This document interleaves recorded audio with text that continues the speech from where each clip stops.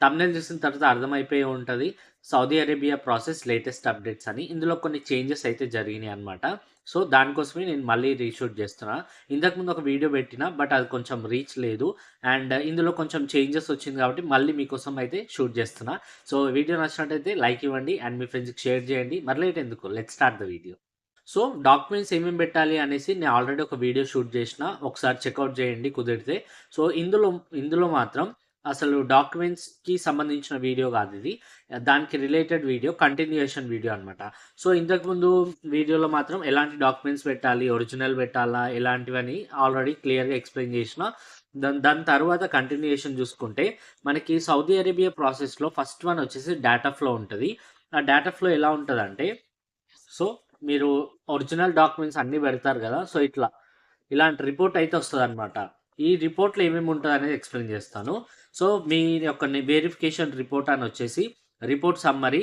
ఇందులో మీ డీటెయిల్స్ అన్నీ ఉంటాయి. ఎప్పుడు ఎప్పుడు స్టార్ట్ చేసిర్రు, ఎప్పుడు ఎండ్ అయిపోయింది, అది పాజిటివా, నెగెటివా అని. ఒకవేళ మీకు పాజిటివ్ గ్రీన్ కలర్‌లో వస్తే గనక, మీరు సౌదీ గవర్నమెంట్ మిమ్మల్ని యాక్సెప్ట్ చేసిందనమాట. ఓకే. మీ దగ్గర డాక్యుమెంట్స్ అన్నీ క్లియర్ కట్‌గా ఉన్నాయి. సో, ఎలాంటి ఇబ్బంది లేదు.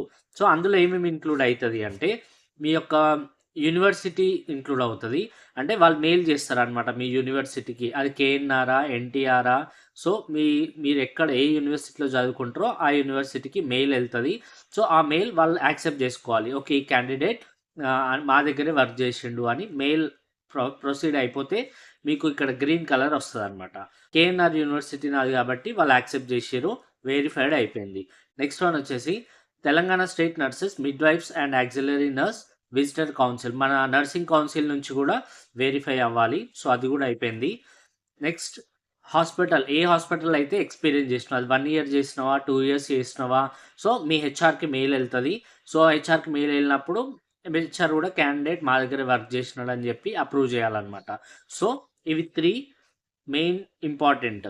సో, ఈ 3 అయిపోయిన తర్వాత మీకు ఓకే. జెన్యూన్ అనిపిస్తే వాళ్ళు మీకిట్లా పాజిటివ్ అనే రిపోర్ట్ ఇస్తారు. గ్రీన్ కలర్‌లో ఉంటది. ఒకవేళ రెడ్ కలర్‌లో ఉంటే గనక నెగెటివ్ అనొస్తది. అంటే మీరు ఏదో ఒక డాక్యుమెంట్స్, ఫేక్ డాక్యుమెంట్స్ పెడితే నెగెటివ్ వస్తది. సో, దాని తర్వాత ఎందుకంటే చాలామంది ఇలా ఫేక్ డాక్యుమెంట్స్ పెట్టి ఇట్లా నెగెటివ్ తెచ్చుకుంటారు. దానివల్ల చాలా ప్రాబ్లమ్ ఫేస్ చేయాల్సొస్తది. Time waste, money waste. So, ఓకేనా? అందుకని జెన్యూన్ పెట్టుకోండి అని నేను ప్రతి వీడియోలో ఎక్స్‌ప్లెయిన్ చేస్తా. సో, ఇది డాటా ఫ్లో గురించి. సెకండ్ స్టెప్ వచ్చేసి ముమారిస్ ప్లస్. ఈ ముమారిస్ ప్లస్ ఏంది అంటే దీన్ని మనం ఎలిజిబిలిటీ ఐడీ నంబర్ అని గూడా అంటాం. ఎగ్జాంపుల్ ఏదైనా ఎగ్జామ్ రాసే ముందు మనకి ఒక హాల్ టికెట్ నంబర్ రావాలి గదా! సో, ఇప్పుడు నెక్స్ట్ స్టెప్ వచ్చేసి ఎగ్జామ్ ఉంటది. సో, దానికంటే ముందు ముమారిస్ ప్లస్ అంటే ఎలిజిబిలిటీ నంబర్ రావాలి. హాల్ టికెట్ నంబర్ రావాలి మనకి. సో, ఈ ఎలిజిబిలిటీ నంబర్ వచ్చిన తర్వాతనే మీరు ఎగ్జామ్ రాయడానికి ఛాన్స్ ఉంటదనమాట. సో, ఈ ముమారిస్ ప్లస్‌లో మెయిన్‌గా ఆహ్ ఎక్స్‌పీరియన్స్ సర్టిఫికేట్ అప్‌లోడ్ జేయాలి. దాని తర్వాత ఒక 1, 2 డేస్‌లోనే మీకు ఎలిజిబిలిటీ నంబర్ ఒస్తది. దీనికంటూ సెపరేట్ చార్జ్ పే జేయాల్సొస్తది. సో, ఇది ముమారిస్ ప్లస్ గురించి. ఇక్కడ ఎగ్జాంపుల్ ఏంది అంటే హాల్ టికెట్ ముమారిస్ ప్లస్ అంటే ఎలిజిబిలిటీ నంబర్ అని. థర్డ్ వన్ వచ్చేసి ఎగ్జామ్ బుకింగ్. ఎగ్జామ్ బుకింగ్ మీరు ఆన్‌లైన్‌లోనే బుక్ జేయాల్సొస్తది. అంటే మీరు ఎగ్జామ్‌కి ముందే ప్రిపేర్ అవ్వాలి ఫస్ట్ ఆఫ్ ఆల్. ఇదంతా ప్రాసెస్ స్టార్ట్ చేసే ముందే ప్రిపేర్ అవ్వాలి. ఎందుకంటే ఇప్పుడు మువారిస్ ప్లేస్ వచ్చిన తర్వాత నేను ఎగ్జామ్ రాయను, టైం తీసుకుంటా అంటే అది కాని పననమాట. సో, ఇమ్మీడియేట్‌గా అని గాదు. మోస్ట్‌లీ మనకి ఎలిజిబిలిటీ నంబర్ 1 ఇయర్ వరకి టైం ఉంటది. సో, ఆ 1 ఇయర్‌లో మీరు ఎగ్జామ్ క్లియర్ జేయొచ్చనమాట. ఎందుకైనా మంచిది మీరు ముందుగానే ప్రిపేర్ అయ్యి ఎగ్జామ్ రాస్తే బెటర్. సో, అందుకనే ఎలిజిబిలిటీ ఐడీ వచ్చిన తర్వాత ఎగ్జామ్ బుక్ జేసుకోవాలి. అది మీ ఇష్టమున్న డేట్స్. అండ్ మీకు షెడ్యూల్ ఇస్తాడు. ఈ డేట్స్‌లో ఈ ఎగ్జామ్ సౌదీ ప్రొమెట్రిక్ ఎగ్జామ్ ఉంది. మీరు ఏ ఎగ్జామ్ అయితే రాయాలనుకుంటారో అది మీరు ల్యాబ్ టెక్నీషియనా, ఫార్మసిస్ట్ డిపెండ్ అపాన్ దట్ మీకు ఎగ్జామ్ షెడ్యూల్ అయితే ఉంటది. మీరే బుక్ జేసుకోవాలి. ఏ డేట్‌లో ఉంది, ఏ టైమింగ్స్‌లో ఉంది, మీకు ఫ్లెక్సిబుల్ టైమింగ్స్ ఉంటాయి గదా! సో, మీకు ఇష్టం వచ్చిన టైమింగ్స్‌ని మీరు ఫాలో అయిపోయి ఎగ్జామ్ అయితే బుక్ చేసుకోవాలి. Next step 4. ఈ స్టెప్ 4లో ఏంది అంటే సౌదీ నర్సింగ్ లైసెన్స్ ఎగ్జామ్. మీరు అంటే మీరు దేని గురించి ఎగ్జామ్ రాయాలనుకుంటున్నారు? నర్స్ అయితే గనక సౌదీ నర్సింగ్ లైసెన్స్ ఎగ్జామ్. లేదంటే ల్యాబొరేటరీ వాళ్ళకి సెపరేట్ ఉంటది. ఫార్మసిస్ట్ వాళ్ళకి సెపరేట్ ఉంటది.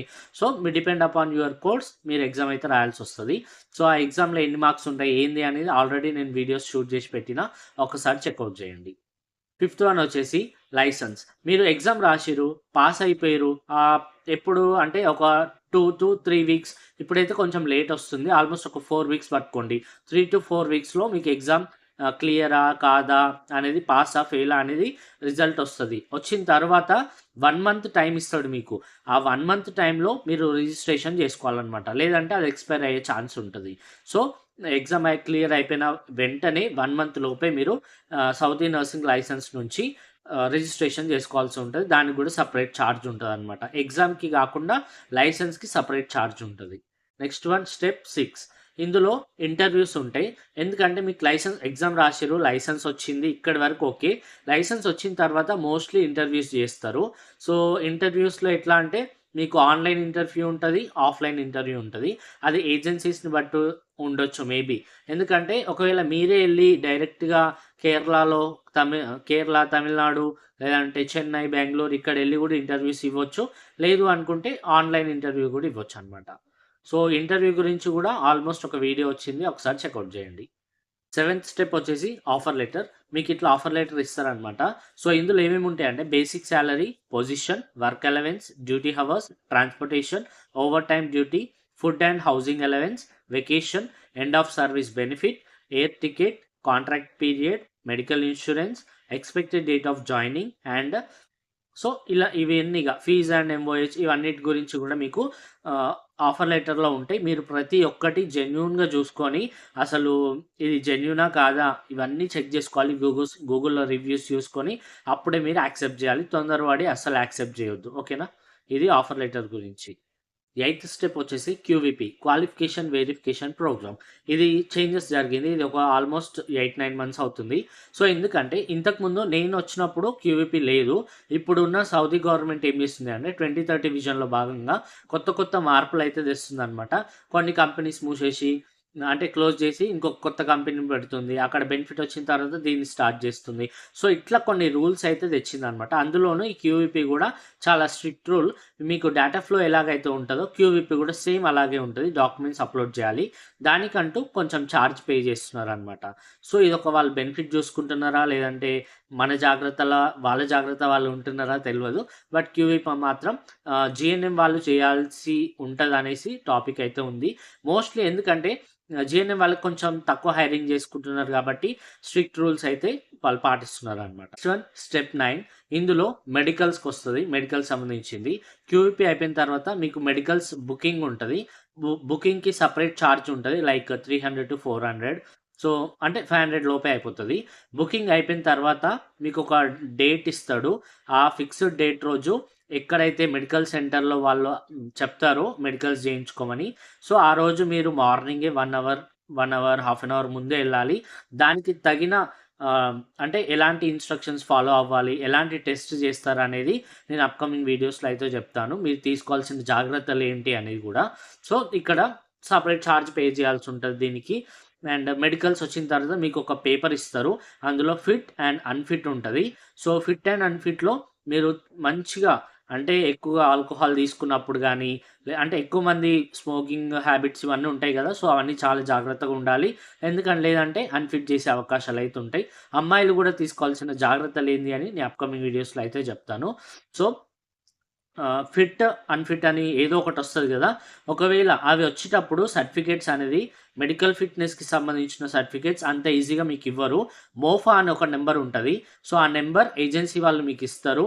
ఆ మోఫా నంబర్ ఇచ్చిన తర్వాతనే మీకు మెడికల్ వాళ్ళు ఆ రిపోర్ట్ ఇస్తారనమాట. ఫిట్ అయితే ఇస్తారు.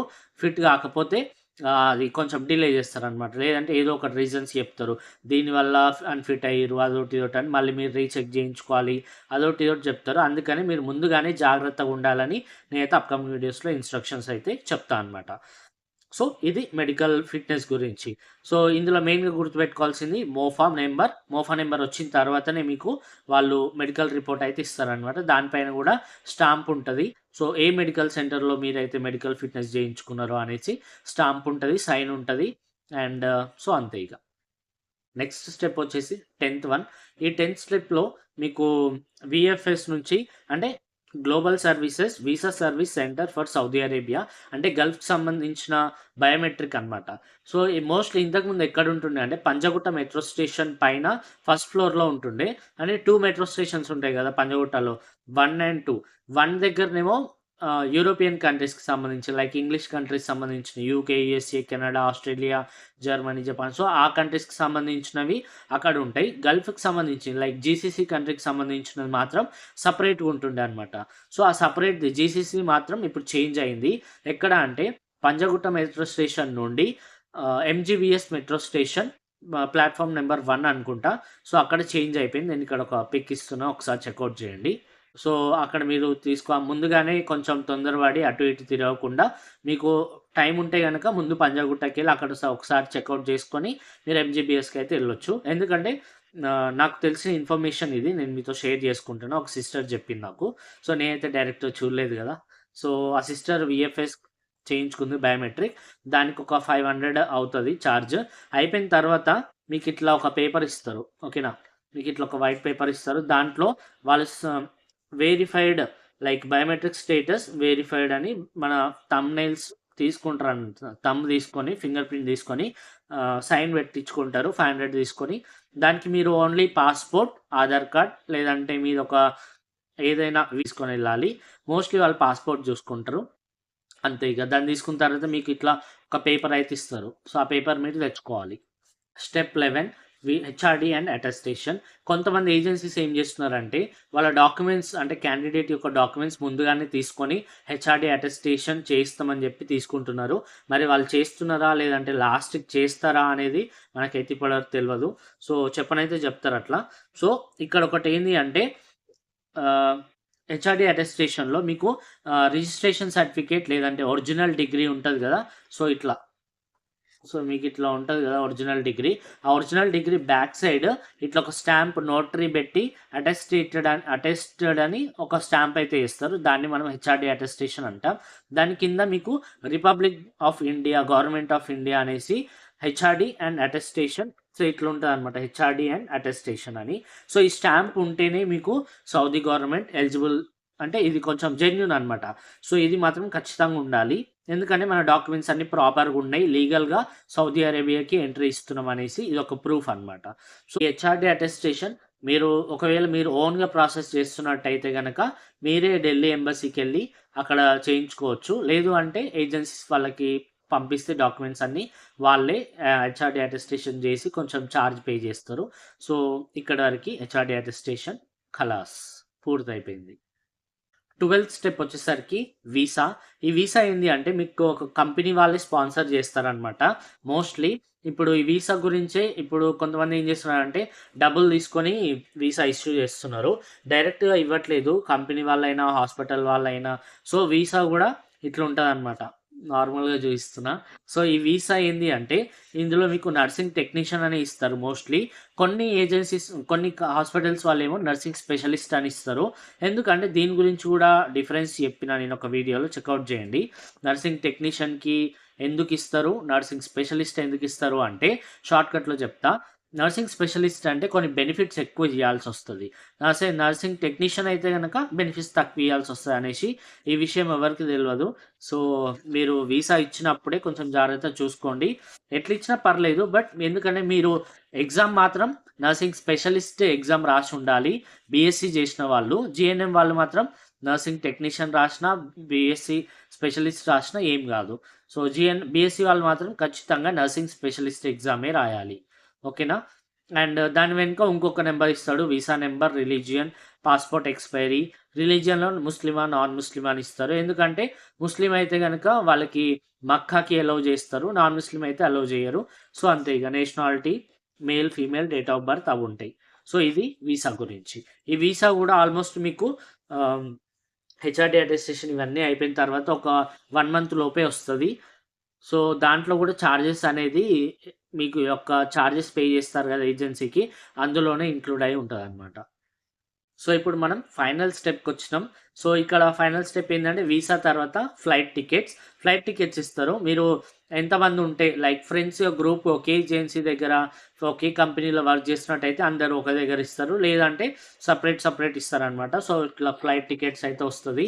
సో, ఇందులో మీకు passenger name, segment, flight number, flight ticket, baggage ఎంత, ఎన్ని కేజెస్ తీసుకెళ్ళాలి, క్యాబిన్ బ్యాగేజ్ ఎంత, లేదంటే ఫ్రీ క్యాబిన్ ఎంతుంటది, నార్మల్ లగేజ్ బ్యాగ్ ఎంతుంటదనేది చెప్తారు. డ్యూటీ టైమింగ్స్ ఎప్పుడు, డిపార్చర్ ఎప్పుడు, డెస్టినేషన్ ఎప్పుడవుతారు. సో, అంటే అక్కడెక్కడ అరైవ్ అవుతారు అనేది. అండ్ సో, ఇక్కడ ఎప్పుడు స్టార్ట్ అయితారు, ఎక్కడ ఎండ్ అయితారు అనేది గూడా అంతా మీకు డీటెయిల్స్ అందులో ఇస్తారు. సో, మీరు టెన్షన్ పడాల్సిన అవసరమే లేదు. సో, ఒకవేళ మీకు కనెక్టింగ్ ఫ్లైటా, లేదంటే డైరెక్ట్ ఫ్లైటా అనేది గూడా అందులో అన్నీ మెన్షన్ చేస్తారనమాట. సో, అది ఫ్లైట్ టికెట్స్ గురించి. తర్వాత మీరు ఇగ ఎయిర్‌పోర్ట్‌కెళ్ళిన తర్వాత మీకు చెక్ ఇన్, చెక్ ఔట్ ఉంటాయి గదా! సో, ఈ క్యాబిన్ బ్యాగ్స్ ఇవన్నీ చెక్ చేసిన తర్వాత మీకిట్లా ఇస్తారు. మీకిగ పేరెంట్స్‌తోని కొద్దిసేపు ఎంజాయ్ చేస్తూ అక్కడ ఏడ్చి, సో, అదంతా కథ ఉంటది. దాని తర్వాత మీరు ఫ్లైట్ ఎక్కి సౌదీ రావడమే. సో, ఇది ప్రాసెస్. ఇందులో ఇంకొకటేంది అంటే మీరు ఒక వీడియోలో చెప్పిన గదా! ఇమిగ్రేషన్ గురించి.